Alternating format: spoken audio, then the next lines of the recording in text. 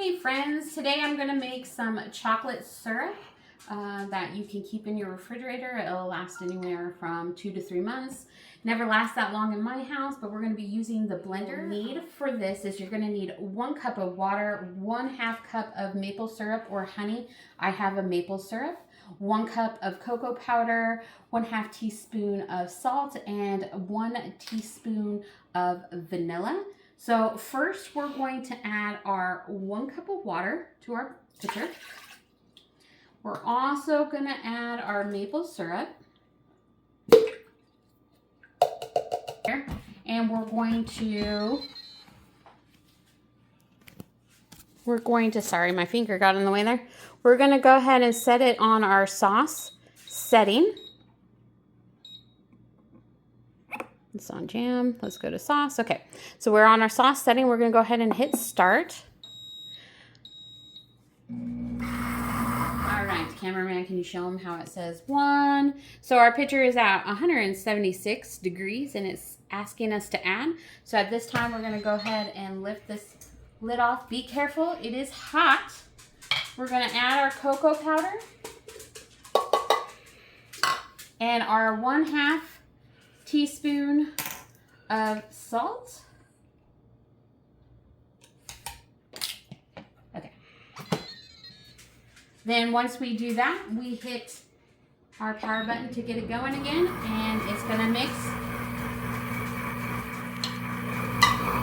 all it into a nice chocolatey sauce. Okay friends, our blender has stopped. We are at the end, so we're going to take this off. I'm going to set you guys over here. We're going to take it off the base and we're going to pour it into our jar and add our vanilla. So again, careful. It is very hot. So when you take off this lid, you want to be very cautious of all that steam.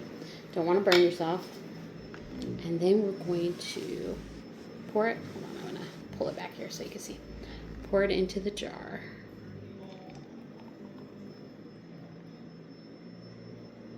And then we're going to add our vanilla. Now, I'm going to kind of eyeball this because I have 2 different containers instead of adding it into one.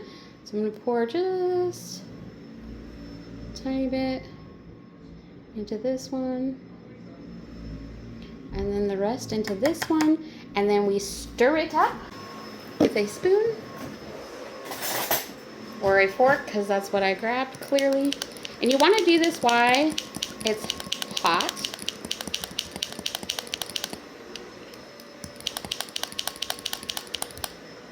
Okay. And again, it will thicken up as it sits and cools. Unless you want like a hot fudge, then you're pretty good there. I would let it cool just a tiny bit though before adding it to your ice cream, because this, again, it stops at 220 degrees, so it is pretty hot.